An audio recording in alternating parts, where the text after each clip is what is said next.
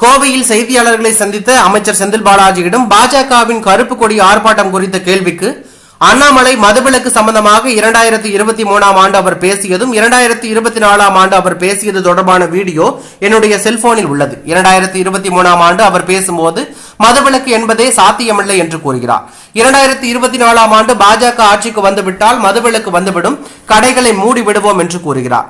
தயவு செய்து அரசு நிகழ்ச்சிகளில் சில கோமாளிகளின் கேள்விகளை கேட்டு நேரத்தை வீணடிக்க வேண்டாம். ஒரே மாதிரி பேசுபவர்கள் கேள்விகளை கேட்கலாம் என்றார். மேலும் தொகுதி மறுவரையறை என்பது தமிழ்நாட்டுக்கு மிகப்பெரிய அநீதியை ஏற்படுத்தும். அதாவது நம்முடைய குரல் டெல்லியில் ஒலிக்கும் பொழுது அந்த குரலை கேட்பதற்கு நபர்கள் இல்லாமல் போய்விடும். வாக்களித்தவர்களின் உரிமையை காப்பாற்றுகின்ற இடத்தில் முதலமைச்சர் இருக்கிறார். இந்தியாவிற்கு வழிகாட்டக்கூடிய ஆளுமை மிக்க தலைவராக இதனை முன்னெடுத்து இருக்கிறார். இதற்கு பிற மாநில அரசியல் கட்சி தலைவர்களும் ஆதரவு தெரிவித்துள்ளார்கள் என்று அவர் கூறியுள்ளது பரபரப்பை ஏற்படுத்தியுள்ளது.